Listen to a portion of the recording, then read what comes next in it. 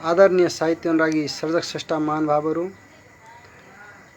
आजको यस 262औं श्रृङ्खलामा यहाँहरूलाई हार्दिक स्वागत छ।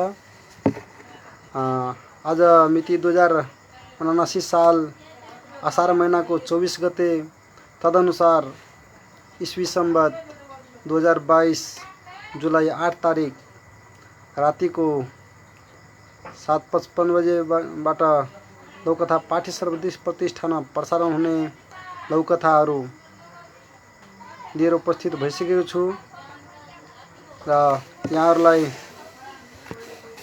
धेरै भव्य स्वागत पनि गर्न चाहन्छु। यहाँहरूले आजको यो वाचन श्रृङ्खला पुरै सुनिदिएर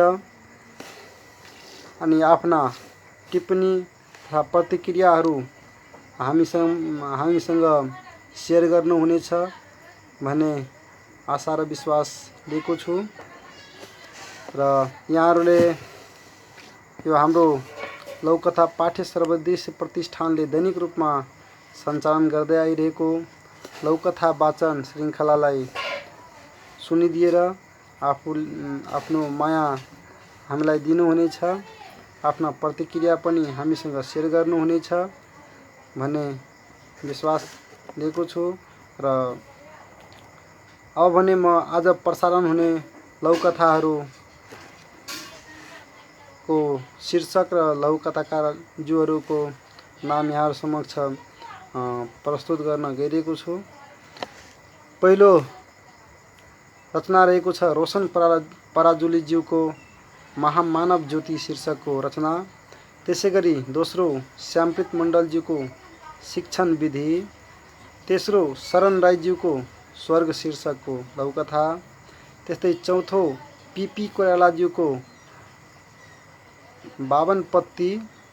त्यसै गरी प्रेम पुन मगरज्यूको कपट शीर्षकको लौकथा। र आजको वाचक म श्यामप्रीत मण्डल, राजगढ गाउँपालिका वडा नम्बर 3 सप्तरीबाट। र हाम्रो यो प्रतिष्ठानको व्यवस्थापकमा लक्ष्मी रिजाल म्याम, त्यसै गरी नन्दलाल आचार्यज्यू र मनोहर पोखरेलज्यू रहनु भएको छ। र हाम्रो आजको पहिलो लौकथा रहेको छ महामानव ज्योति शीर्षकको लौकथा, जुन रोशन पराजुलीज्यूको रचना रहेको छ। यो लौकथा यसरी अगाडि बढ्छ। कर्तव्यले कर्मको बोध गराउँछ र त समाजमा विचार लागू गर्न सकिन्छ। यस्तै विश्वासहरू मनमा गुन्दै ऊ लक्ष्य प्राप्तिको शिखर चुम्न अघि बढ्छ। समय उसको साथी थियो। समयको मार्ग निर्देशन अनुसार ऊ गन्तव्यमा पनि पुग्यो। सृष्टिको परिभाषा बुझाउनु पनि थियो उसलाई। समयले दिएको चिनारी पनि बताउनु थियो उसलाई। सार्थक परिभाषा र परिचयका आधारमा निर्धारित समयअनुसार सुन्दर वस्तुचित्र पनि कोर्नु थियो उसलाई। ब्रह्माण्डमा भएका जीवनहरूको परिचय अनि परिभाषा पनि दिनु थियो। सहजीकरणको बाटो अनि सृष्टिको मूल थलो नेपाल भनेर सहज गर्नु पनि थियो। उसले हिँडेको बाटो जताततै उज्यालो देख्थ्यो। माथि ज्योतिको मार्ग निर्देशन अनुसार उसले मानव सभ्यताको परिचय, परिभाषा र जीवन चक्रबारे बताउनु थियो र त ऊ मात्र सत्य थियो। विचार शुद्ध गर्थ्यो, व्यवहार शुद्ध गर्थ्यो, सबैलाई समान देख्थ्यो। लोभ लालच केही थिएन। हिंसा उसले जान्दै जानेको थिएन। बाटो पनि सत्य नै थियो, कर्म पनि सत्य नै गर्थ्यो। आफ्नो परिभाषा पनि आफै सुनाउँथ्यो। गन्तव्य पनि आफै निर्धारण गर्ने खुबी थियो। कसैलाई बाधा नदिने उसको स्वभाव थियो। अज्ञानीलाई ज्ञानको बाटोबाट महान बनाउँथ्यो। ऊ आफू चाहिँ एक्लो थियो, अरूलाई एक बनाउँथ्यो। फूलको माला उनेर सजाउन सिपालु पनि थियो। धैर्य उसको महान गुण थियो। सबैले उसलाई सम्मान र पूज्यमान पनि गर्थे। भोकोलाई अन्न र प्यासोलाई पानी दिने ऊ दयाको सागर थियो। सबैको ऊ प्रिय विधाता थियो। बडो राम्रो रचना उहाँले बरगाछी धरानबाट लेखेर पठाउनु भएको छ हामीलाई। एकदमै सुन्दर रचना। यहाँ महामानव ज्योति शीर्षकको रचना रोशन पराजुलीज्यूको र कर्तव्यले कर्मको बोध गराउँछ र त समाजमा विचार लागू गर्न सकिन्छ भन्ने बुझाइरहेको छ। वास्तवमा पनि हामीले सहयोगी बन्नुपर्छ। हामीले धैर्यता राख्नुपर्छ। धैर्यता नै मानिसभित्र हुने महान गुणमध्येका एक हो। त्यसैले पनि हामी सबै धैर्यवान हुनुपर्छ। भोकोलाई अन्न प्यासालाई पानी दिनुपर्छ भन्ने एकदम महान विचार उहाँले हामीलाई पस्किनु भएको छ। यहाँ हामीसँग जोडिनु भएको छ आरती यादवज्यू। हेलो सर भनेर लेख्नु भएको छ। हेलो। त्यसै गरी हामीलाई यहाँ मनोहर पोखरेलज्यूले हामीलाई हेरिराख्नु भएको छ। मनोहर पोखरेलज्यूलाई धेरै धेरै स्वागत। अनि यो लौकथा वाचन सुन्नुहुने सम्पूर्ण महानुभावहरूले आफ्नो अमूल्य प्रतिक्रियाहरू हामीसँग सेयर गर्नुहोला भन्दै म अब भने आजको दोस्रो लौकथा शिक्षण विधि शीर्षकको लौकथा वाचन गर्न तर्फ अग्रसर हुन चाहे। यो शिक्षण विधि शीर्षकको लौकथा श्यामप्रीत मण्डलज्यूको रचना रहेको छ। शर्मिला अलि चञ्चले शिक्षिका हुन्। उनी छिटो परिमाण चाहन्थिन्। त्यसैले उनी कक्षामा छिर्ने बित्तिकै फरर पाठका सबै कुरा बताउँथिन्। सबै भनिसकेपछि सबै कुरा जानेको हुनुपर्छ भनी प्रश्न गर्दा जवाफ नआएपछि कुर्लिन्थिन्। रिसाएर अझै धेरै बताउँथिन्। फेरि पनि प्रश्न गर्थिन्। फेरि नतिजा उस्तै। एक्लै फतफताएको देखेर विद्यार्थीहरू त्यति ध्यान दिँदैन थिए। यो सब अवस्था देखेर विद्यार्थी अटेर गरेको भनी आरोप लगाउँथिन् र झर्किन्थिन् उनी। उता त्यही विद्यालयका शिक्षक श्याम सरले भने आफूले पाठ वर्णन गर्नुको साटो विद्यार्थीलाई वर्णन गर्न लगाउँथे र आवश्यकता अनुसार सहजीकरण गरिदिन्थे। विद्यार्थीहरूले जवाब दिँदा सही जवाब बापत ताली र स्याबासीका शब्दहरूले विद्यार्थीलाई उत्साहित पार्थे। कक्षामा अरू कक्षाभन्दा अलि बढी हल्ला भए जस्तो हुन्थ्यो, तर सिकाइ उपलब्धि भने राम्रो आउँथ्यो।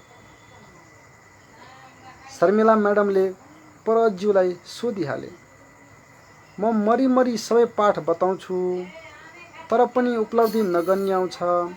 श्याम सरको कक्षामा हल्ला हुँदै रहन्छ तर पनि उपलब्धि राम्रो कसरी? प्रोफेसरले जवाब दिनुभयो, विद्यार्थी केन्द्रित शिक्षण विधिको कारण।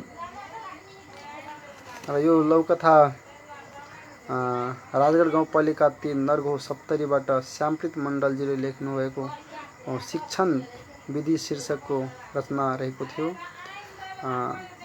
र यसमा शिक्षकले आफूले कक्षा कोठामा फतफताएर पाठका सबै कुराहरू बताउँदैमा विद्यार्थीहरू धेरै जान्ने भइन्छ भन्ने यो भ्रम मात्र हो। शिक्षकले अहिलेको युगमा विद्यार्थीहरूलाई धेरै जान्ने बनाउनको लागि विद्यार्थी स्वयंलाई सम्पूर्ण शैक्षिक क्रियाकलापहरूमा सरिक गराउन सक्नुपर्छ।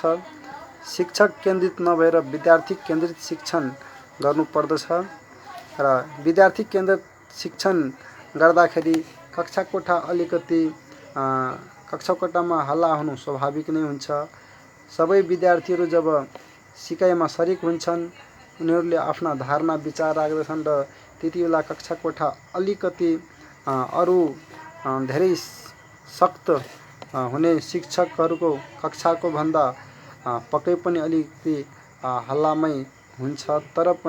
तर सबै विद्यार्थीहरू सरिक हुने हुँदा शिक्षण प्रभावकारी हुन्छ भन्ने बुझाइ यहाँ यस कथा मार्फत पस्किन खोजिएको छ।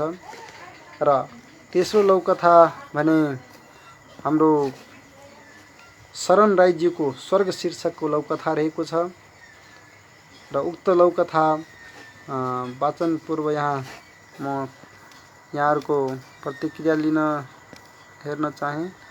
यहाँ मनोहर पोखरेलज्यूले नमस्ते भनेर लेख्नु भएको छ।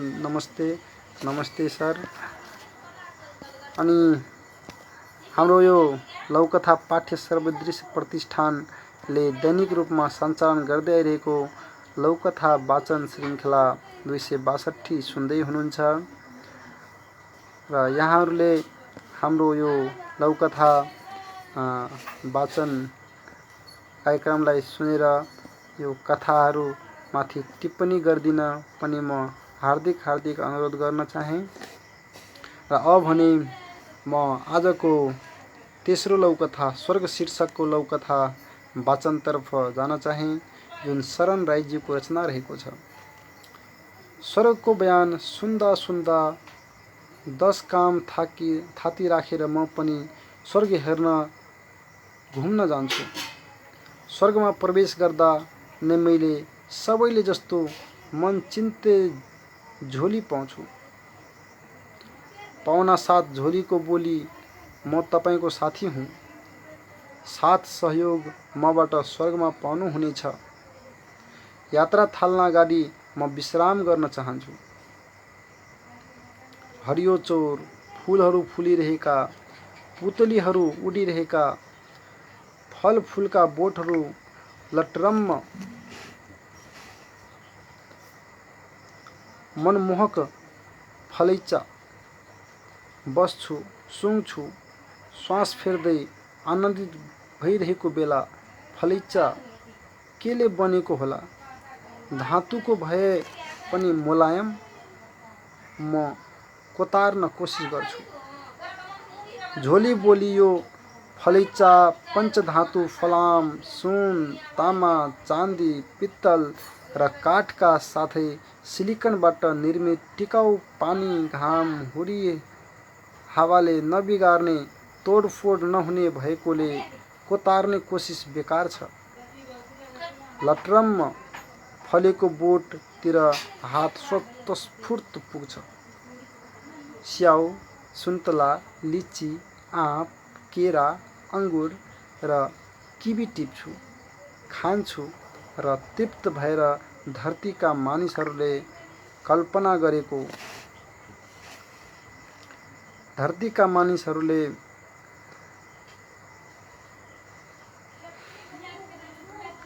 गरेको सुन, हीरा, मणिमाणिक्यले सजी सजाउ देवताहरूको दर्शन गर्न हिँड्न लागेको हुन्छु। झोली बोली फलैचा बसाएर फलफुलको उचित दाम तिर्नुहोस्। दाम? सोध्छु। हो। झोली बोली सुनेपछि भन्छु, मसित केही छैन। झोलीभित्र तपाईँले लेख्नुभएको पुस्तक छ। एउटा त्यो सङ्गमरमरको सुन्दर टेबलमा राख्नुहोस्। त्यहाँ निशुल्क केही पाइँदैन। हरेक माल सामान उपलब्ध छ। आवश्यकताअनुसार उपभोग गर्ने र क्षमताअनुसार उत्पादनमा सहभागी हुने यहाँ सबै समान छन्। आफूले लेखेको पुस्तकले तिर्न पाउँदा म खुसी हुन्छु। साहित्यिक पुस्तकको पनि मूल्य हुँदो रहेछ। पुस्तक राखिसकेपछि सम्झन्छु, म चिन्ते झोली साथी र सहयोगी। देवता, अप्सरा, परी, सिंहासन, दरबार हेर्ने मेरो इच्छा छ। झोली मलाई त्यता लैजानुहोस्। त्यस्तो यहाँ केही छैन। यहाँ सबै मानव, पशु, पन्छी र उद्भिद बराबर समान छन्। यहाँ पशु, पन्छी र बोट बिरुवा, रुख सब बोल्छन्। शाश्वत सार्वभौम भाषा सबैले आवश्यकता अनुसार उपभोग र क्षमता अनुसार उत्पादनमा योगदान गर्छन्। कोही बसी बसी खाने ठुलो सानो छैन, बरु तपाईँ यी सबैको बसोबास रहन सहन हेर्न सर्व आवास जान सक्नुहुन्छ। सर्व आवास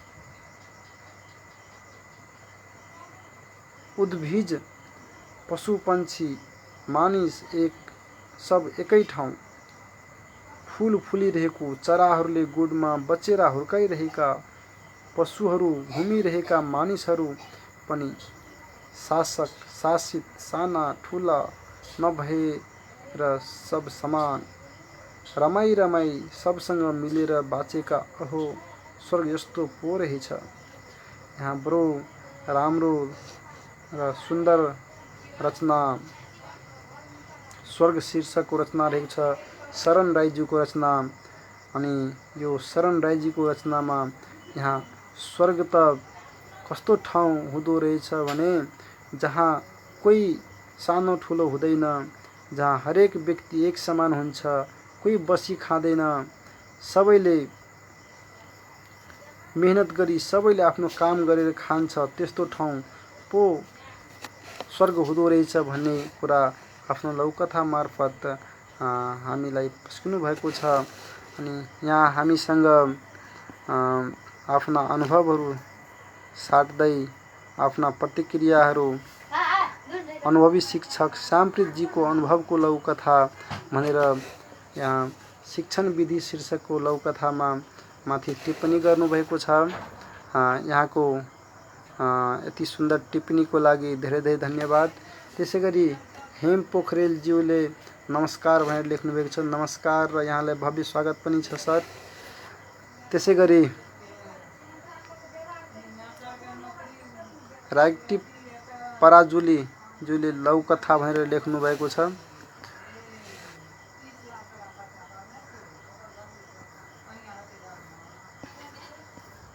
र उहाँले आफ्नो यो लौकथा हामीसँग सेयर गर्नुभएको छ।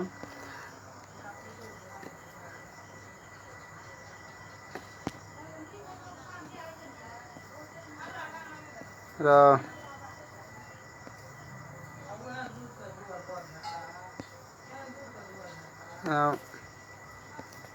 अलिकति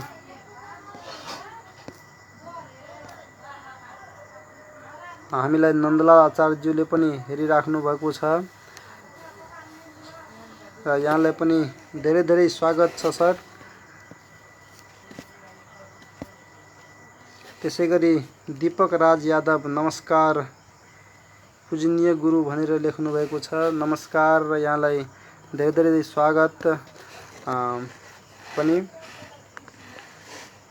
गर्न चाहे र यहाँहरूले आफ्नो अमूल्य टिप्पणी र प्रतिक्रियाहरू हामीलाई सेयर गर्दै गर्नुहोला। र अहिले भने म आजको चौथो लौकथा 52 पत्ती शीर्षकको लौकथा वाचनतर्फ जान चाहे र यो 52 पत्ती शीर्षकको लौकथा पीपी कोइरालाज्यूको रचना रहेको छ।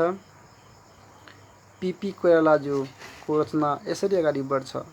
म मोबाइलमा कल ब्रेक एप्सबाट तास खेल्दै थिएँ।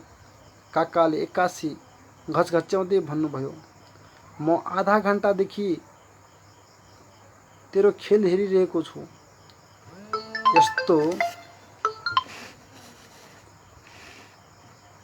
यस्तो थर्ड क्लास पाराले कल ब्रेक खेल्छन्?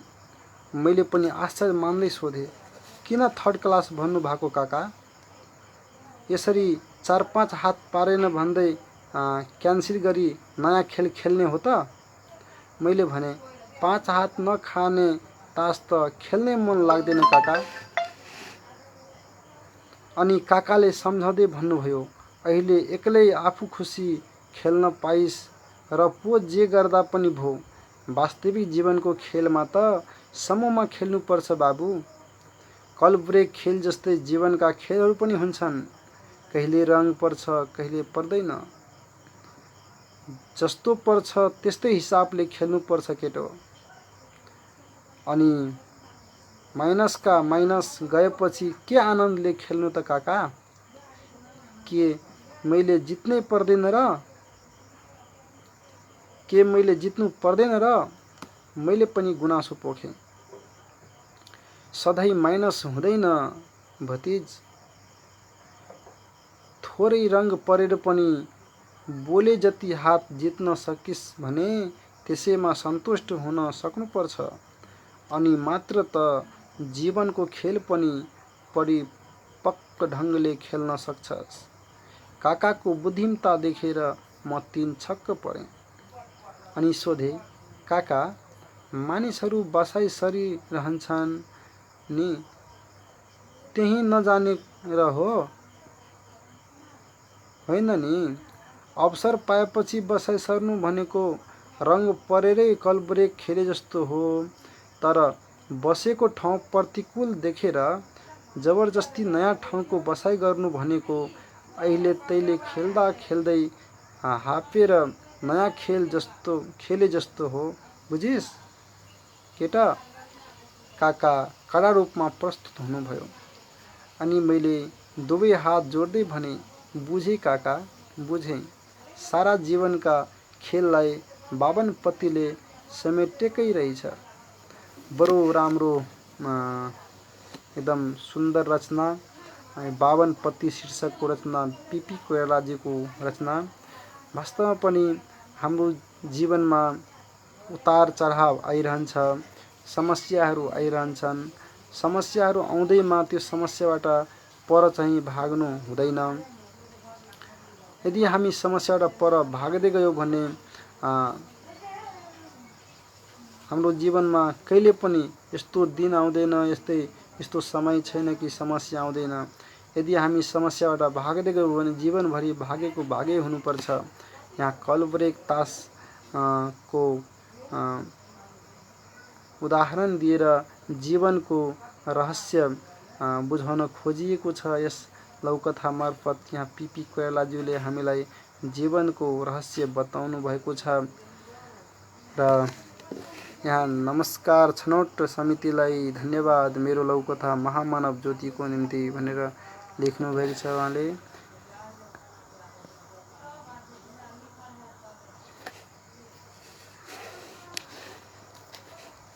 यसै गरी अब भने म आजको पाँचौं र अन्तिम लौकथा कपट शीर्षकको लौकथा जुन प्रेम पुन मगरजीको रचना रहेको छ, उक्त लौकथा वाचनतर्फ जान चाहे। उहाँले ढोरपाटन नगरपालिका 4 बागलुङ हाल पोखराबाट उहाँले यो कपट शीर्षकको लौकथा लेखेर पठाउनु भएको छ। र यो लौकथा यसरी अगाडि बढ्छ। छुट्टीको दिन भएकोले चौर भरिभराउ थियो। हरेकले आफ्ना साथीलाई भेट्ने र मनको बह पोख्ने थलो यही चौर थियो। पल्लो समूहको 2 जना मध्ये एकले भन्यो, आएको 8औं वर्ष चल्दैछ, 5 वटा कम्पनी फेरियो, कमाई सुको बच्दैन, काम गरियो, खाना लाउन ठिक्क छ, घरकाले रिसाएर माया मारिसके, जीवन भूगृहमा बन्द कैदीको जस्तो भयो। अर्कोले सहमति जनाउँदै भन्यो, यहाँको मालिक त अधर्मी रहेछ, खुब काममा पेलाउँछ, पहिलाको कम्पनी त मोजै मोज गर्न पाइन्थ्यो, गजबको थियो, रात्रिमा काम थियो, रात्रिका कामदार सबै हाजिरी गरेर सुत्न पाइन्थ्यो, उठ्दा ड्युटी खत्तम हुन्थ्यो, एक हिसाबले काममा कहिले हात लाउनै परेन। तर उसले कम्पनीमै तालाबन्दी गरेर बस्यो। खोइ के भयो कुन्नी? उनीहरूको कुरा ध्यान दिएर सुनिरहेको वीरेनले भने, मनै मन उसको प्रश्नको सम्भवतः उत्तर सहितको प्रश्न र नयाँ ज्ञान पो। बिचरा त्यो मालिक अभागी रहेछ, यस्ता कामदार कम्पनीमा भए किन तल नलागोस् त। यहाँ बडो सुन्दर रचना, यहाँ कपट शीर्षकको रचना प्रेमपुन मगरज्यूको रचना रहेको छ। यहाँ प्रेमपुन मगरज्यूले लेखेको रचना हाम्रो मैथिलीमा एउटा कहावत छ, संस्था से कमाक खाए संस्थाक नै खाए। उक्त भनाइ यहाँ यो कथासँग मेल खादो रहेछ। वास्तवमा पनि कोही व्यक्ति जो कुनै संस्थामा काम गर्दछ, कुनै कम्पनीमा काम गर्दछ भने उसले जबसम्म कम्पनीमा आफ्नो मेहनतले लगनले त्यो कम्पनीको निम्ति, कम्पनीको विकासको निम्ति काम गर्दैन, तबसम्म न त त्यो कामदारको विकास हुन्छ न त त्यो कम्पनीको नै। यदि कामदार कामचोर भइदियो, उसले काम गरेन भने पक्कै पनि त्यो कम्पनी बन्द भएर जान्छ। र कम्पनी मात्रै बन्द हुँदैन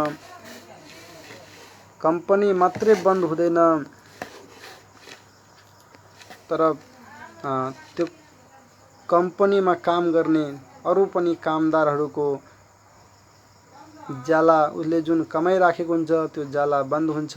कम्पनी बन्द भएपछि स्वतः नै कामदारहरूको काम गुम्छ। त्यसैले हामी जब कुनै संस्थामा काम गर्छौँ अनि त्यहाँ इमानदारीका साथ हामीले काम गर्नुपर्दछ र हामीले इमानदार भएर काम गर्यौँ भने कम्पनी, कुनै पनि संस्था बन्द हुँदैन र संस्थाको यदि हित हुन्छ, संस्थाले राम्रो कमाइ गर्छ भने पक्कै पनि हामीले राम्रो तलबमान पाउँछौँ। र यदि त्यस्तो गर्न सकिएन भने यो कथामा भने झै 4-5 कम्पनी फेर्नुको सिवाय अरू कुनै विकल्प रहँदैन। यस्तै सुन्दर विचार र धारणाले भरिएको लौकथाहरू सुन्नको लागि, श्रवण गर्नको लागि यहाँहरूले प्रत्येक दिन रातिको 7:55 बजे लौकथा पाठ्य सर्वदृश्यको फेसबुक लाइभ पेजबाट यहाँहरूले यो लौकथा वाचन श्रृङ्खला सुन्न सक्नुहुनेछ। र अब भने हामी छुट्टिने बेला भइसकेको छ। फेरि पनि हाम्रो भेट हुने नै छ भन्दै म यहाँबाट आजको यो लौकथा वाचन श्रृङ्खलाबाट ओझेल हुन चाहे। यहाँहरूको दिन शुभ बितोस्, शुभरात्रि भन्दै ओझेल भएँ। नमस्कार, शुभरात्रि, जय नेपाल।